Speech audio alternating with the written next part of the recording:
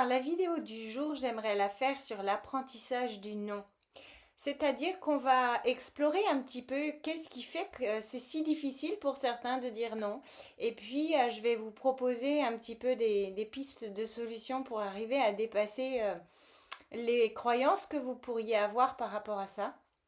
Et pour commencer, j'aimerais vous parler en fait de ce qui se passe quand on est enfant. Donc ça, j'en ai déjà parlé dans d'autres vidéos. L'enfant, en fait, son objectif, c'est évidemment la survie. Et pour ça, il a besoin de l'amour de ses parents. Et pour cette raison-là, en fait, il peut pas trop leur donner tort. C'est hyper compliqué pour un enfant d'avoir des pensées comme mes parents ne sont pas compétents, ils ne disent pas la vérité, et il n'est pas du tout en mesure de savoir si la manière dont il est traité est normale ou pas. Donc il prend tout en fait l'enfant, il prend tout ce qu'on lui donne et il essaye de justifier en fait ce qui se passe pour lui, même quand il se sent malheureux, même quand il est maltraité, il va toujours essayer de trouver des excuses pour justifier en gros que ses parents se comportent de cette manière-là. Malheureusement, ça passe très souvent par des pensées comme je suis mauvais lorsque le parent a des comportements maltraitants. Et donc, il va justifier à sa manière pourquoi le parent se comporte de cette manière-là. Alors, quand on est enfant, on a un certain type de comportement et si on ne les remet pas en question à l'âge adulte, eh ben, ça veut dire que l'adulte que nous allons devenir va avoir beaucoup de difficultés à poser ses limites. Pourquoi? Parce que la croyance finalement qu'il a développée en lui, c'est si je mets une limite, si je m'oppose, on va cesser de m'aimer. Donc ça fait intervenir la blessure d'abandon, la blessure de rejet. Et ça, pour beaucoup d'entre nous, c'est insupportable, à moins qu'on ait travaillé dessus. Donc ça nous amène à des situations hyper compliquées, où finalement il y a des gens autour de nous qui vont avoir des comportements abusifs, et ça va générer chez nous une grande insécurité, mais aussi une incapacité à nous opposer à ces comportements abusifs. En conséquence, on va dire oui très souvent à des choses pour lesquelles on n'est pas en accord. Alors, il y a plusieurs conséquences à ça, ou plusieurs causes. On a très souvent été déconnecté de notre corps dans l'enfance.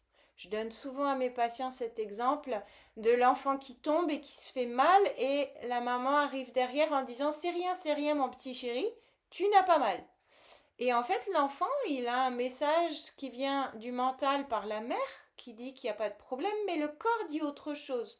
Donc l'enfant, il est dans la confusion en réalité. Et il ne va pas comprendre euh, comment réconcilier ces deux parties-là en fait. Il ne va pas y arriver. Donc en conclusion, eh ben, il va apprendre à déconnecter le corps du mental. Et ça fait en sorte que l'adulte qui va devenir va avoir beaucoup de mal à sentir ce qui se passe à l'intérieur du corps et l'interpréter en réalité. Donc ça veut dire que dans certaines situations où on n'est pas à l'aise, on n'arrive pas forcément à détecter dans le corps le message qui dit que là, la limite, elle a été franchie. Alors dans l'enfance, en particulier quand on a eu des parents abusifs, la notion de limite, elle est très relative.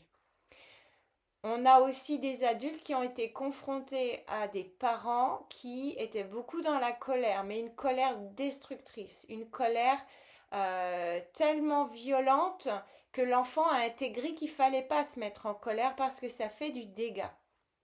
Et les adultes qui vont grandir avec ce genre d'enfance-là, ils vont avoir beaucoup de mal à exprimer la colère. Donc, ça donne des situations, comme je l'ai déjà décrit, où finalement c'est comme si on remplissait un grand sac à chaque fois qu'on dit oui, alors qu'on pense non. Et quand le sac est plein, eh bien, tous ces besoins qui n'ont pas été respectés, ça se traduit dans une colère qui va soit s'appliquer à soi-même et en général, on va développer des symptômes physiques qui exprime cette colère. Alors, en lien avec le méridien du foie, eh bien, ça va être des problématiques de tendinite, ça peut être des problématiques au niveau de la vésicule biliaire dans la digestion, ça peut être des problèmes au niveau de la vue. Ça traduit une colère qui n'a pas pu être exprimée et qu'on a retournée contre soi. Parfois, la colère, on va l'exprimer d'une manière qui est violente vis-à-vis d'une personne qui n'a peut-être rien à voir avec les causes de notre colère, mais ça tombe sur elle, c'est pas de bol pour ce jour-là, et du coup, on va avoir des mots qui dépassent notre pensée et on ne saura même pas ce qui se passe en réalité. La traduction de tout ça, c'est assez simple. C'est que comme on n'a pas été en mesure de mettre nos propres limites, très souvent faute de les reconnaître, mais quand on les reconnaît, parfois c'est faute de savoir les exprimer. Et dans ce cas-là, eh bien, on n'est pas aligné.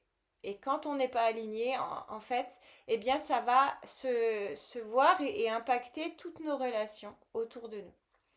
Donc la notion de limite, elle est très importante à mettre en place. Et je vous donne un exemple tout simple. Un enfant qui n'a pas de limite, en fait, il ne va pas savoir, quand il va devenir adulte, quelles sont les limites des autres. Et surtout, il va avoir beaucoup d'insécurité à l'intérieur. La limite, elle est là pour nous mettre en sécurité. Et la colère, c'est important de la ressentir et de l'exprimer. Alors, il y a des manières de le faire.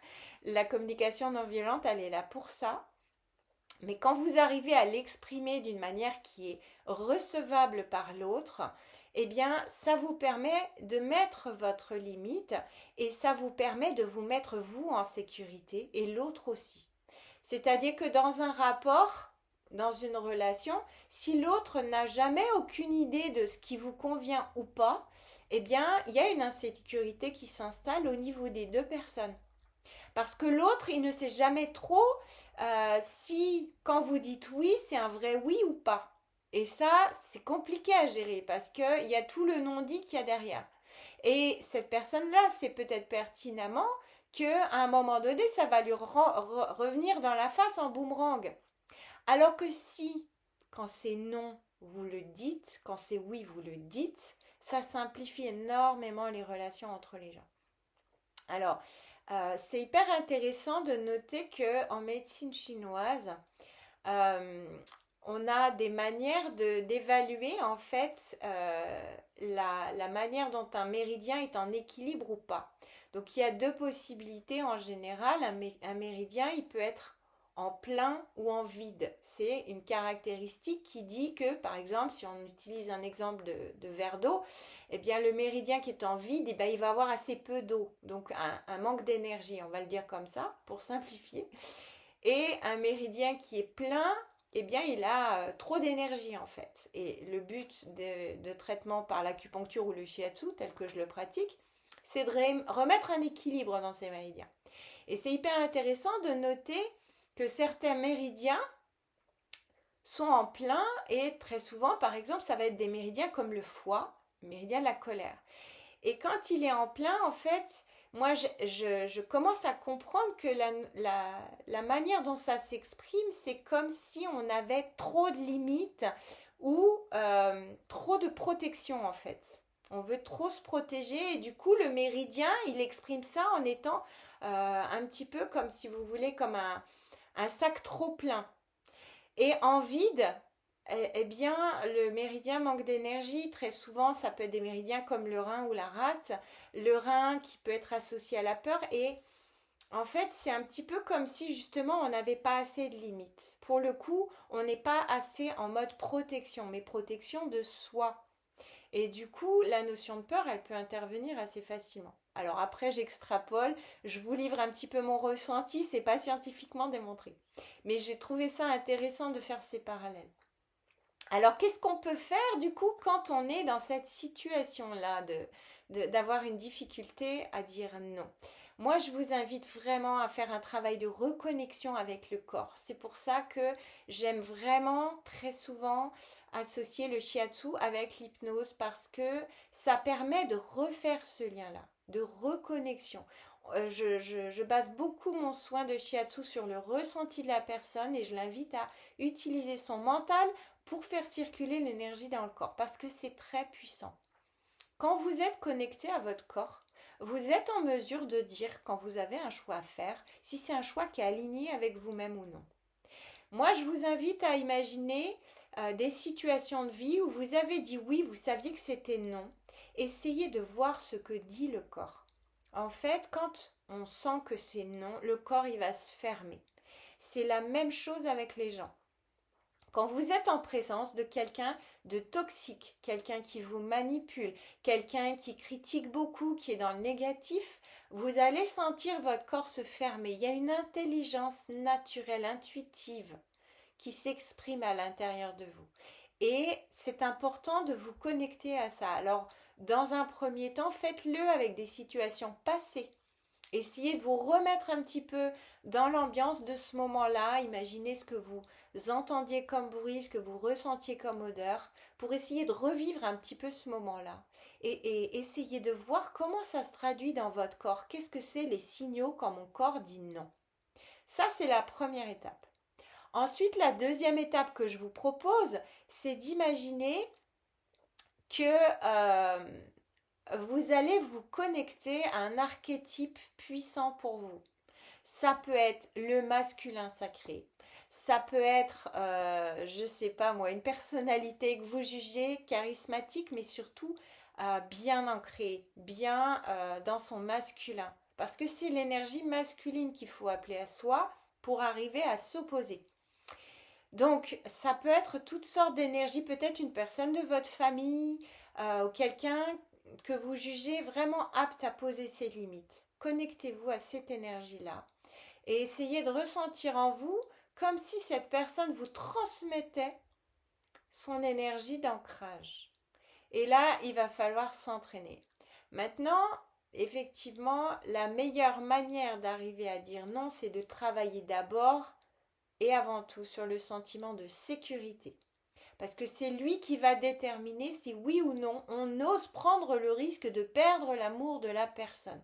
Parce que pour l'enfant qu'on a été, l'enjeu c'était celui-là. Si on perd l'amour, on perd la vie. Il y a un enjeu de survie, c'est très important. À ce titre-là, il est important du coup de faire ce travail de construction à l'intérieur de soi, de refaire des fondations qui soient solides pour qu'on se sente en sécurité, pour qu'on augmente l'estime de soi. Et cette estime de soi, elle va justifier qu'on pose sa limite en disant, toi, t'es bien comme tu me demandes telle chose, je n'ai pas envie de la faire et je vais respecter d'abord et avant tout la personne que je suis. Ça, c'est une preuve d'amour de soi. Et d'ailleurs, j'ai coutume de voir et de dire à mes patients que quand ils arrivent à poser leurs limites, ça montre vraiment qu'ils ont fait le travail à l'intérieur d'eux-mêmes pour apprendre à s'aimer. Donc ça, c'est vraiment le signe que vous avez fait un sacré chemin sur vous et c'est important de le faire. Alors, pour vous entraîner, moi, je vous invite à essayer dans des petites situations de la vie courante où c'est pas trop impliquant. Par exemple, vous êtes à la boulangerie, vous avez demandé un truc et finalement vous changez d'avis. Et du coup, vous dites non, c'est pas ça que je veux, en fait, c'est ça. Là, l'enjeu, il est assez mineur parce que votre boulangère vous aime ou pas, ça vous laisse un petit peu indifférent, j'imagine. Mais du coup, ça vous entraîne à poser une petite limite. Et puis, à force de vous entraîner, ça va devenir de plus en plus facile. Mais il faut commencer petit. Pour que le jour où votre patron vous demande un truc qui est complètement inacceptable pour vous, que vous, avant vous auriez accepté sans rien dire, et bien pour que ce jour-là, vous soyez en mesure de vous positionner en disant un non ferme et ancré, les yeux dans les yeux, sans avoir à justifier. Parce que se justifier, c'est se faire la guerre, offrez-vous la paix. Ça, c'est un dicton qu'on m'a dit il y a longtemps. Et je le trouve très juste. Donc, on n'a pas à justifier de poser une limite. Elle est légitime en soi. Si nous, on sent que nous, on n'a pas envie de faire ce truc-là, ou qu'on n'a pas envie de laisser telle personne qu'on juge toxique dans notre vie, ou même juste dans notre champ énergétique. Ça peut être jusque-là. Et c'est totalement légitime et normal. Donc, je vous invite vraiment à faire un travail sur vous pour essayer de développer cette aptitude, cette compétence, parce qu'elle est très importante.